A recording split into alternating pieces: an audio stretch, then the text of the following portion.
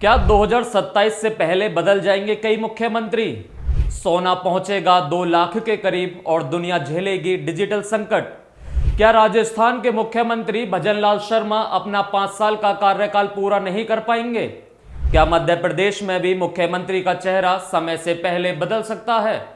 क्या असम के मुख्यमंत्री हेमंत बिस्वा शर्मा आने वाले वर्षों में राष्ट्रीय राजनीति के सबसे बड़े चेहरों में शामिल हो जाएंगे? क्या योगी आदित्यनाथ 2027 में एक बार फिर उत्तर प्रदेश की सत्ता संभालेंगे? और क्या प्रधानमंत्री नरेंद्र मोदी भविष्य में देश के राष्ट्रपति बन सकते हैं? ये सवाल इसलिए उठ रहे हैं क्योंकि न्यूज वॉच इंडिया के विशेष पॉडकास्ट में पहुंचे ज्योतिषाचार्य सुमित आचार्य ने राजनीति, अर्थव्यवस्था, युद्ध, शेयर बाजार, सोना चांदी, नौकरियां और डिजिटल संकट को लेकर कई बड़ी भविष्यवाणियां की हैं, जिसमें से कुछ भविष्यवाणियां ऐसी हैं जो राजनीतिक गलियारों से लेकर आम आदमी की रसोई और बैंक खातों तक सीधा असर डालने का दावा करती हैं। कार्यक्रम की शुरुआत में एंकर अंजलि रजावत ने सुमित आचार्य से पूछा कि आखिर उनकी भविष्यवाणियां सच कैसे हो जाती हैं।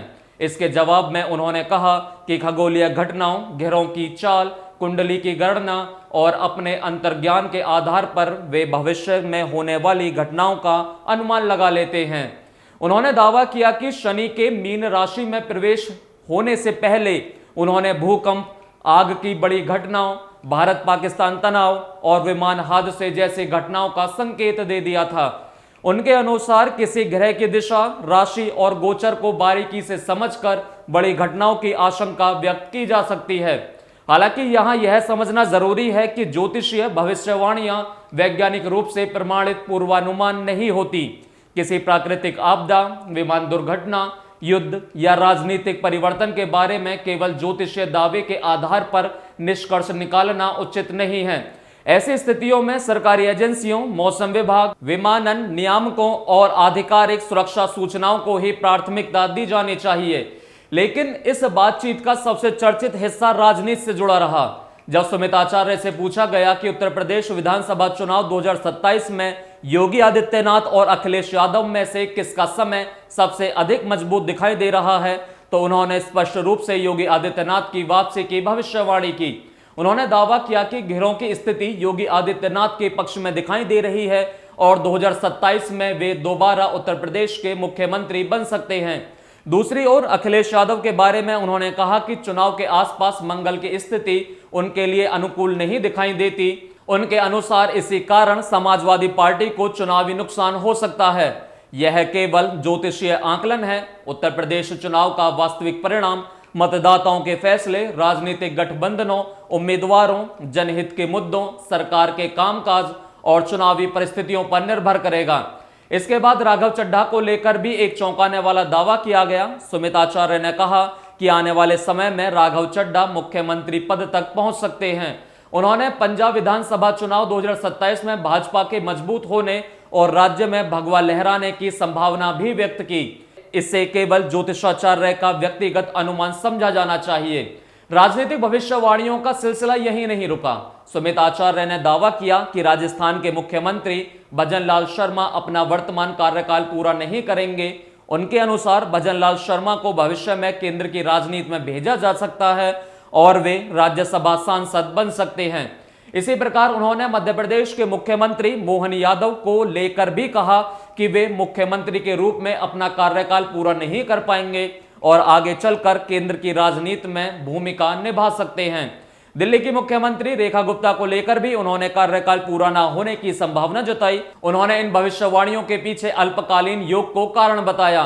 उनके अनुसार जब शपथ ग्रहण के समय शुभ ग्रह कमजोर हो, पाप ग्रहों से घिरे हो या कुंडली का केंद्र मजबूत ना हो तो सत्ता का कार्यकाल अस्थिर हो सकता है। लेकिन इन सबसे अलग जिस नेता को उन्होंने भविष्य की राष्ट्रीय राजनीति का सबसे बड़ा चेहरा बताया, वे हैं असम के मुख्यमंत्री हेमंत बिस्व शर्मा। सुमित आचार्य के अनुसार हेमंत बिस्व शर्मा की कुंडली में बेहद प्रबल राजयोग है। उन्होंने दावा किया कि आने वाले समय में उनका नाम अमित शाह, राजनाथ सिंह और नितिन गडकरी जैसे राष्ट्रीय नेताओं की श्रेणी में लिया जा सकता है। पॉडकास्ट में प्रधानमंत्री नरेंद्र मोदी के राजनीतिक भविष्य पर भी बड़ा दावा किया गया। जब पूछा गया कि क्या नरेंद्र मोदी अपना कार्यकाल पूरा करेंगे, तो सुमित आचार्य ने कहा कि वे अपना कार्यकाल पूरा करेंगे और 2029 में एक बार फिर कुछ समय के लिए प्रधानमंत्री की कुर्सी संभाल सकते हैं। इसके बाद उन्होंने सबसे चौंकाने वाला दावा किया कि नरेंद्र मोदी आगे चलकर भारत के राष्ट्रपति बन सकते हैं।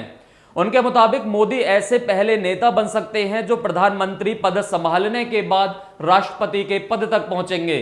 अगले प्रधानमंत्री के संभावित चेहरे को लेकर उन्होंने योगी आदित्यनाथ का नाम सबसे मजबूत बताया। महाराष्ट्र के मुख्यमंत्री देवेंद्र फडणवीस को भी उन्होंने मजबूत दावेदार माना, लेकिन उनका कहना था कि योगी आदित्यनाथ की कुंडली अधिक प्रबल दिखाई देती है। राजनीति के बाद चर्चा वैश्विक युद्ध, आर्थिक संकट पर पहुंची। सुमित आचार्य ने दावा किया कि दुनिया पहले ही एक तरह के विश्व युद्ध की स्थिति में प्रवेश कर चुकी है।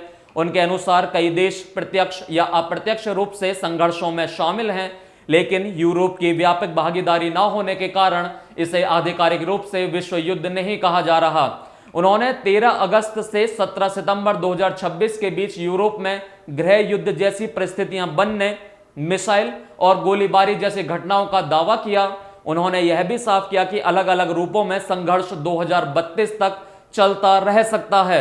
युद्ध के साथ उन्होंने बिजली, ईंधन और खाद्यान्न संकट की भविष्यवाणी भी की। उनका दावा है कि 2027 में खाद्य पदार्थों की कीमतें इतनी बढ़ सकती हैं कि आर्थिक रूप से कमजोर परिवारों के लिए भोजन जुटाना मुश्किल हो जाए। इसके साथ नौकरी संकट और बड़े स्तर पर कर्मचारियों की छटनी होने की संभावना भी जताई गई। युवाओं और नौकरी पेशा लोगों को उन्होंने सलाह दी कि वे केवल नौकरी पर निर्भर ना रहें, बल्कि वैकल्पिक आय, स्टार्टअप और छोटे व्यवसाय की तैयारी शुरू करें।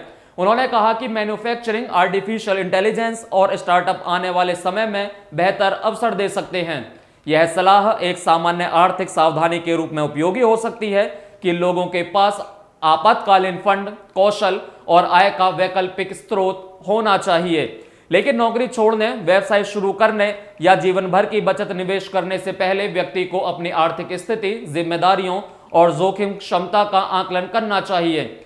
सबसे अधिक ध्यान सोना और चांदी खरीदने की सलाह ने खींचा। सुमित आचार्य ने दावा किया कि 2026 में सोने की कीमत 2 लाख रुपए के आसपास पहुंच सकती है। उन्होंने लोगों को डिजिटल गोल्ड की बजाय फिजिकल सोना और चांदी रखने की सलाह दी।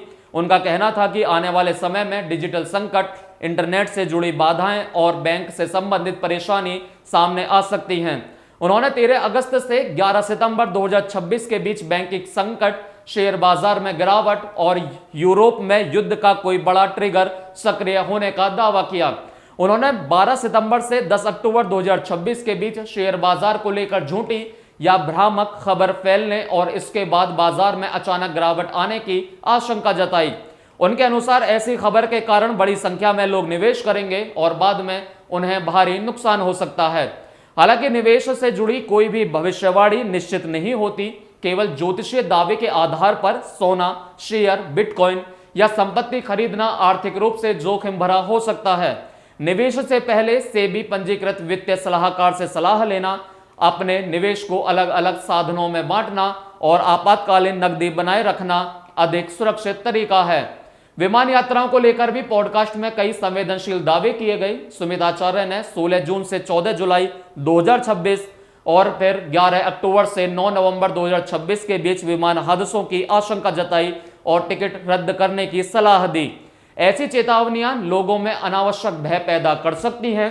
किसी विमान यात्रा को रद्द करने का निर्णय ज्योतिषीय भविष्यवाणी के बजाय एयरलाइन, नागरिक उड्डयन विभाग, मौसम चेतावनी या आधिकारिक सुरक्षा सलाह के आधार पर ही लिया जाना चाहिए। बातचीत में रंगों, रत्नों और राजयोग पर भी विस्तार से चर्चा हुई। सुमित आचार्य ने कहा कि हर दिन किसी निर्धारित रंग के कपड़े पहनना सही नहीं है। उनके अनुसार व्यक्ति की कुंडली से संबंधित ग्रह की स्थिति देखकर ही रंग का चुनाव करना चाहिए। उन्होंने दावा किया कि गलत ग्रह से जुड़ा रंग पहनने से दुर्घटना, गुस्सा, तनाव या नुकसान हो सकता है। आपको पता है कुंडली में कोई ग्रह आपका मारक है और कोई ग्रह आपका तारक है। मारक ग्रह का रंग पहनिए और मारक वाले दिन पहनिए, सही बता रहा हूं, एक्सीडेंट तक करा देगा, आपको बर्बाद कर देगा। उन्होंने यह भी कहा कि एक व्यक्ति को कई रत्न नहीं पहनने चाहिए। उनके अनुसार सही रत्न व्यक्ति को सफलता दिला सकता है, जबकि गलत रत्न बड़ा नुकसान कर सकता है। उन्होंने कुंडली को कई तरीकों से जांचने के बाद ही रत्न पहनने की सलाह दी। नजर और तंत्र के प्रभाव की जांच के लिए उन्होंने लाल धागे से व्यक्ति की लंबाई नापने और अगले दिन दोबारा नापने का एक उपाय बताया। इसके साथ धागे को तेल में जलाकर राख चौराहे पर फेंकने की बात कही गई। इस तरह के उपाय धार्मिक या व्यक्तिगत आस्था का विषय हो सकते हैं, लेकिन इनके प्रभाव का वैज्ञानिक प्रमाण उपलब्ध नहीं माना जाता। आग का प्रयोग करते समय सुरक्षा का विशेष ध्यान रखना भी बेहद जरूरी है। इंटरव्यू के अंतिम हिस्से में सुमित आचार्य ने युवाओं को तेजी से काम शुरू करने का संदेश दिया। उन्होंने कहा कि व्यक्ति को असफलता से डरने की बजाय बार बार प्रयास करना चाहिए। उनके अनुसार 17 या 20 बार असफल होने के बाद भी व्यक्ति को अनुभव मिलता है और सफलता का रास्ता खुलता है। यही इस पूरे पॉडकास्ट का सबसे व्यवहारिक संदेश भी माना जा सकता है। समय रहते कौशल बढ़ाना, आर्थिक तैयारी करना, अवसरों को पहचानना और सोचते रहने के बजाय योजनाबद्ध तरीके से काम शुरू करना। अब सबसे बड़ा सवाल आपसे है, क्या आपको लगता है कि 2027 से पहले राजस्थान, मध्य प्रदेश या दिल्ली में नेतृत्व परिवर्तन हो सकता है? क्या योगी आदित्यनाथ दोबारा उत्तर प्रदेश के मुख्यमंत्री बनेंगे? क्या हेमंत बिस्व शर्मा राष्ट्रीय राजनीति का सबसे बड़ा चेहरा बन सकते हैं? और नरेंद्र मोदी के राष्ट्रपति बनने की भविष्यवाणी पर आपकी क्या राय है? हमें कमेंट में अपनी राय जरूर लिखिए। वीडियो को लाइक और शेयर कीजिए, लेकिन किसी भी राजनीतिक, आर्थिक, स्वास्थ्य या सुरक्षा संबंधित निर्णय से पहले आधिकारिक जानकारी और विशेषज्ञों की सलाह जरूर लीजिए। ज्योतिषीय भविष्यवाणियों को संभावनाओं और व्यक्तिगत विश्वास के रूप में देखें, निश्चित भविष्य के रूप में नहीं।